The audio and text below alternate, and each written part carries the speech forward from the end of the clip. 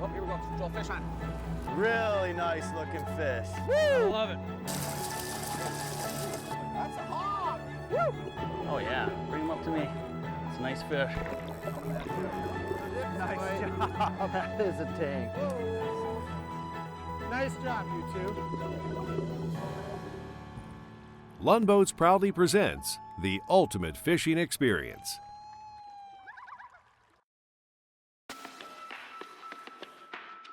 This week on Lund's The Ultimate Fishing Experience. All fish adapt to seasonal changes to fit their needs. In the northern parts of the largemouth bass's range, the changes of the seasons are dramatic. Compared to their southern cousins, bass up north have a shorter window to spawn. Summer is the time of plenty to forage, but it fades fast. The cooling waters of fall triggers bait fish movement to the shallows, allowing bass to feed heavily before a long winter below a sheet of ice. But even then, under the ice, with the water temps barely above freezing, they continue to feed, because they must. Anglers also have to adapt to these changing seasons by adjusting where they fish and how they fish to match the bass's seasonal movements and attitudes. And as far as fall's last-ditch effort to feed, well, it can be one of the best times to find schools of big bass all year long. You want to get on a ton of big fish and have an absolute blast on the water? Hey, I'm Mandy, Uhrich. I got my good buddy Keith Tuma here. It's late September, we're in the Brainerd Lakes area. We're gonna go chase some big bass today. Super excited to get this day rolling. Let's get after it. All right, let's go. Fall's here, right? Leaves are changing, everything's beautiful. Temps are dropping. Temps are really dropping Yes, since they are. You know, normally you get in fall, the temps are definitely dropping. We actually just went from a week-long high pressure system with bluebird skies and it being 80 to last night we got how much rain? 2.5 inches, I believe. 2.5 inches of rain and the temp dropped 21 degrees. So Should be a fun day of fishing. it's going to be interesting. We like a challenge, though, It don't will we? be a challenge, actually. The fish are going to be in that big transition, right? They're going to be moving from deep to shallow. What we've been seeing kind of indicatively the last few days is they're that 4 to 6 feet. It's the time of year where They're putting the feedback on. they're putting the feed bag on. Absolutely. Well, and I think today too, when we get on the water, we'll just throw something different, just to try and hone in on what those bass want until we kind of ticker down to seeing what they're going to chew on today. Worst case scenario, we'll just go burn some gas, tear up the lake a little bit. I'm in for it. All right, cool. So this lake's actually a little bit turbid. It's not a clear body of water, plus dealing with a little bit of an algae bloom. Right now, we started off, it's got a real shallow weed line edge that ends at about 8 feet. And from 8 feet all the way up to the reeds is a real thick northern milfoil mat that's in here. It's overcast and there's a little bit of wind, so those fish really shouldn't be tight to cover. They should be spread out across this little flat. Keith's throwing a buzz bait. I threw a spinnerbait and a chatterbait, just cover an area to try and figure out exactly what depth those fish are in. Obviously anywhere from 6 feet to 4 feet, but we're trying to get on a bit of a pattern here so we can find the mega school. We haven't done it yet, but hopefully we will. Here we go. That's a little better one. He got it too. Really got it.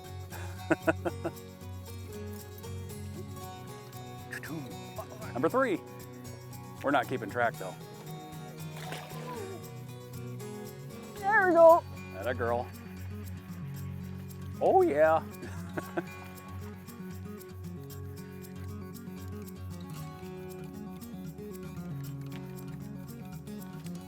A little chunker.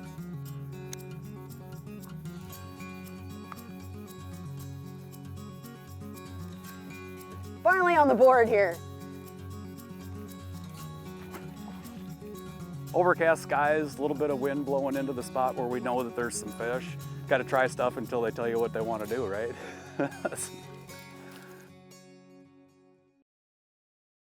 Closed captioning is brought to you by Mercury Marine. Go boldly. The fish aren't holding tight to cover. I don't think. I mean, we can only speculate. So when they're on the roam, we know they're in the area, or we speculate that they're in the area. So anytime you can cover more water when they're on the roam, you can kind of hone in on a pattern. And I think a buzzbait is just a great way to cover water. Same with a spinnerbait, chatterbait. A little theory, top water with calm water, great.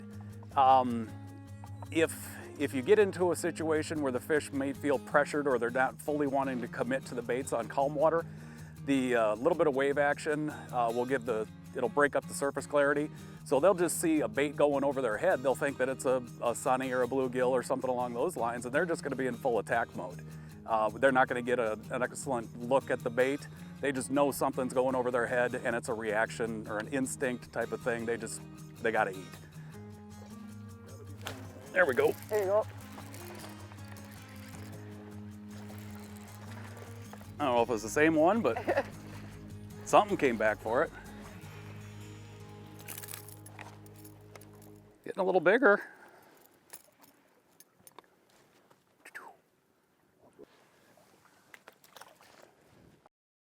So I actually grew up on the water in North Dakota on Devil's Lake. My dad was an avid fisherman, and we ended up buying basically a small little resort and renting out a bunch of lots. We had a few cabins.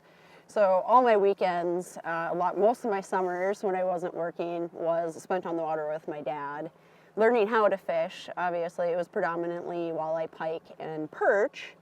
I really got into it. I was kind of a pest, especially to my dad when he wanted to take guests and clients out. I moved to Minnesota in '99 to go to the U of M to pursue a natural resource degree.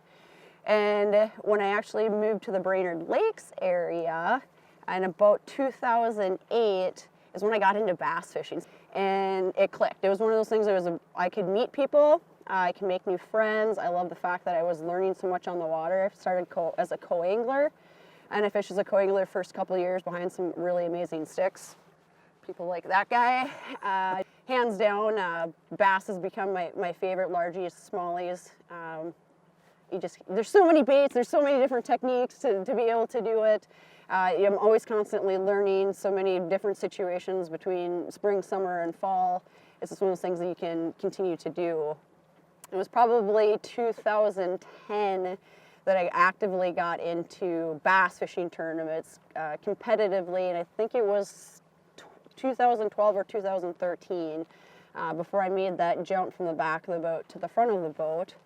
And I've been here ever since. I love to do it. I fish about 30 derbies a year when I'm not working and filming and doing a little radio show on the side. But it's one of those things that I'm hoping I can continue to do. I mean, we see a lot of the old guys that are still actively competing in their 60s and 70s. And I hope that I can be there too someday and keep growing as an angler.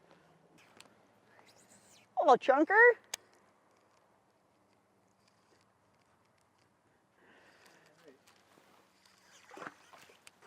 So we've covered a lot of water, and to the naked eye, it looks like it's really similar, but it's really not. Where we started down on that side and over on that end, it's always finding the pattern within the pattern. We did better here when we fished it previously, but here again, weather conditions have changed dramatically, big drop, so we wanted to cover some water. But what we're finding from here all the way down, these pads are actually much deeper. They're actually 2 to 2.5 feet deeper than the pads that we started on, but those pads over there had a big flat off of it. So, and these right here, you'll see we've got a little bit of coontail and a little bit of northern milfoil clumps that are outside of these pads, and then in the pads themselves they're a little bit cleaner. So we're just trying to figure out what the fish want at this point. Woohoo! Oh, good.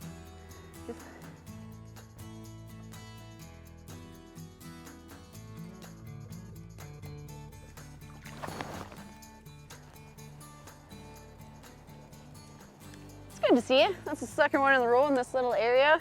running a chatterbait right on the outside of the pads here in about 3-4 feet of water. As you can see, I'm running a wire leader here. Want to keep my bait, don't want to get bit off by the spike.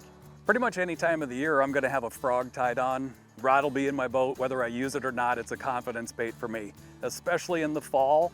You get into the dead, dying vegetation, the frogs start migrating. They'll go in, they'll bury themselves in the mud. Fish know that. They're gonna feed, easy meal, easy prey, easy target, whatever you wanna say. And it's just a really good bait to have tied on at all times, especially in the fall.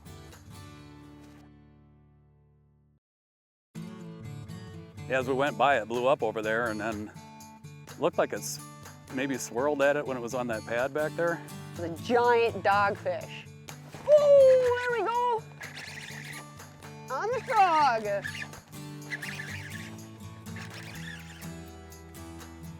I getting the net? Probably not. We'll get them out of the pads. Well, that's a good one. That's decent. There we go.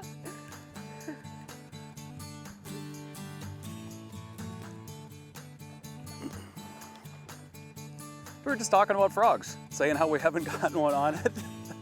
When they key in on it, it's an excellent choice. A few extra fun fish.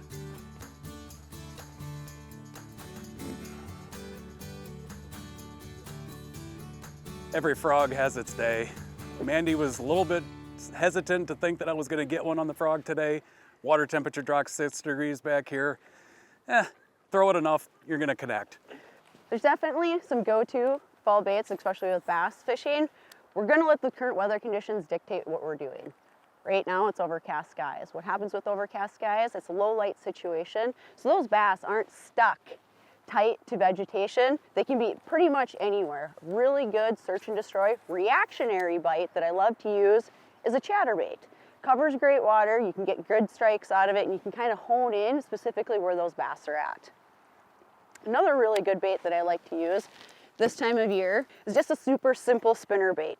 This is a really light one, it's super thick cover, so I'm able to tick that spinner bait right across the top of those weeds and cover a lot of water. Back here, the opposite end of the boat, where I've been stuck all day, I've been taking a different approach. Mandy and I are a little bit competitive and we like to have fun, and there's no sense really throwing the exact same thing as another person, especially this time of year. Mix it up a little bit. She's been covering the mid-depth range. I've been covering the surface. I like my frog this time of year especially. It generally grabs some big bites. Doesn't get a bunch of bites all the time. The fish tend to miss it at times. Just keep your confidence, have fun with it, throw it. It'll be fun. Another thing I like this time of year is the old buzz bait. You guys have seen a few fish get caught on that yet today.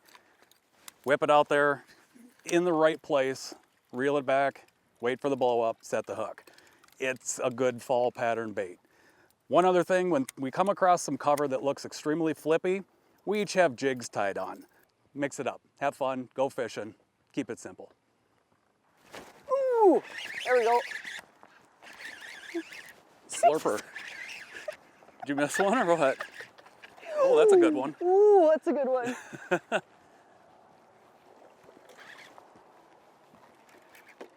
Hang on there, bud. Oh, you want to net it? Yeah, let's not boat flip that one, okay? Oh! Look at the belly on him. Look at the belly. That one's eating good.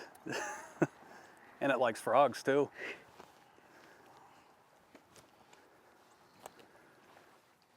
Oh, check this out. Here's a little bonus footage for you. See the tail in his mouth?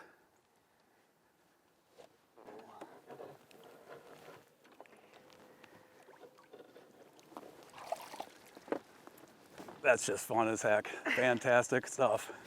And it was a little slurp bite. My frog had rolled underneath the pad.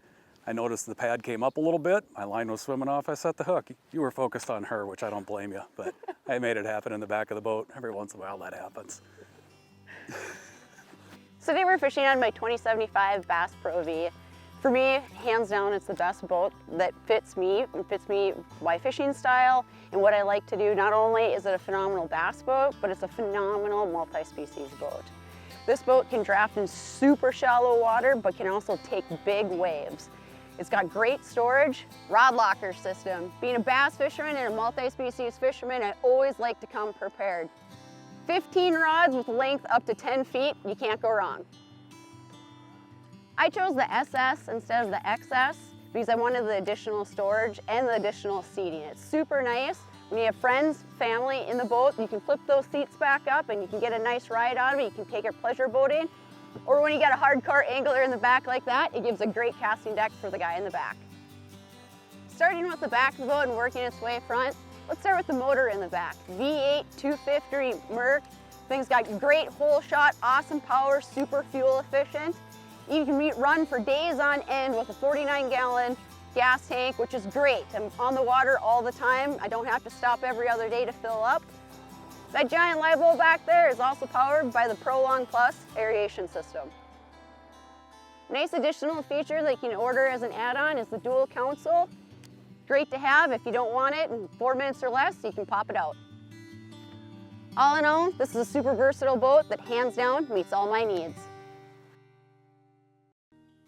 When it comes to rods for these techniques that I'm using, I prefer a 7.3, and this one's kind of a medium-heavy frog rod.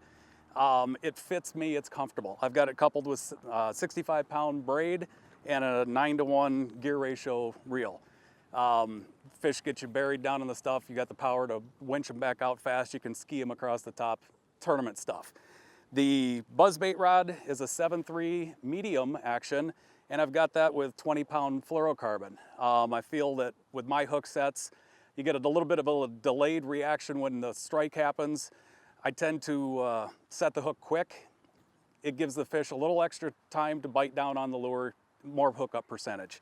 The jig rod is a 7.6 medium heavy, 65-pound braid. It's a 3/4 ounce jig for this time of year. That's my go-to.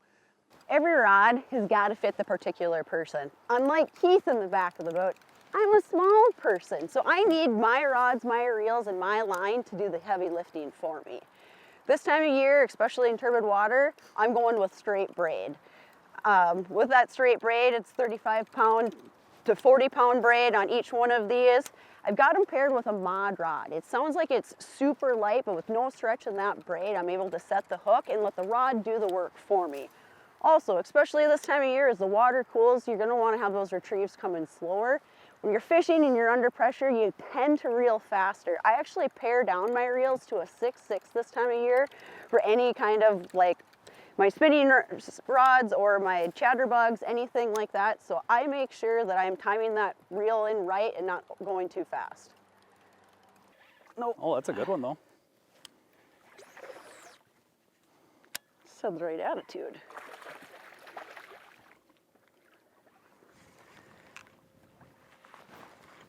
Oh.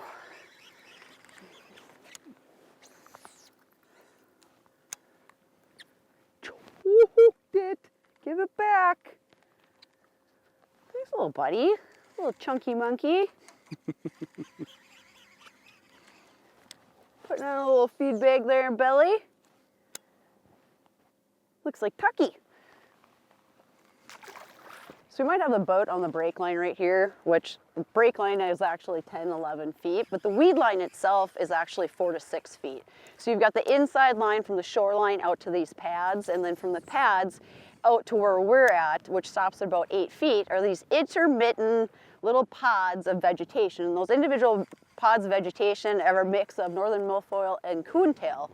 So I'm fan casting in between and over the top of these clumps of coontail and northern milfoil. Well, Keith in the back is flipping specifically in to those clumps individually and letting that jig fall through. Ooh, there's a good hook set. Wow. He saw the light, Keith. He saw the light. Yeah, he did. There's cool little dudes here. I think we're on the rookery. Ooh. We need another net job here. Oh, I think you got me buried down in it. Boy, that chatterbait bite looks fun. That's another good one.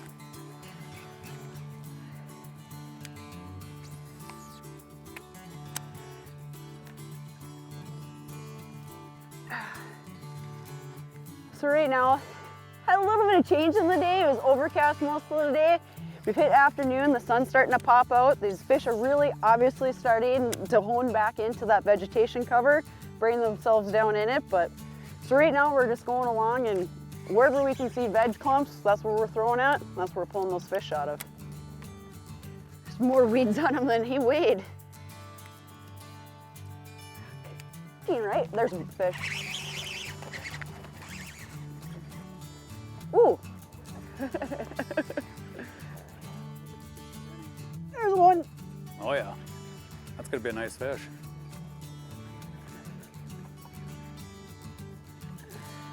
Oh yes. Do you want the net? Please.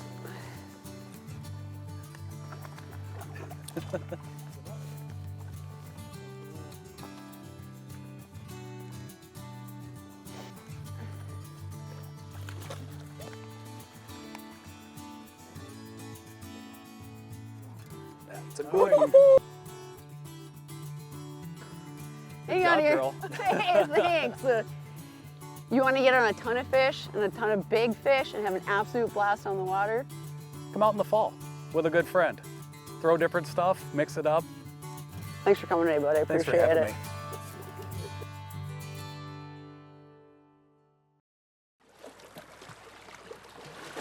Thanks for joining us. If you'd like more information, check out lundboats.com or these other online outlets.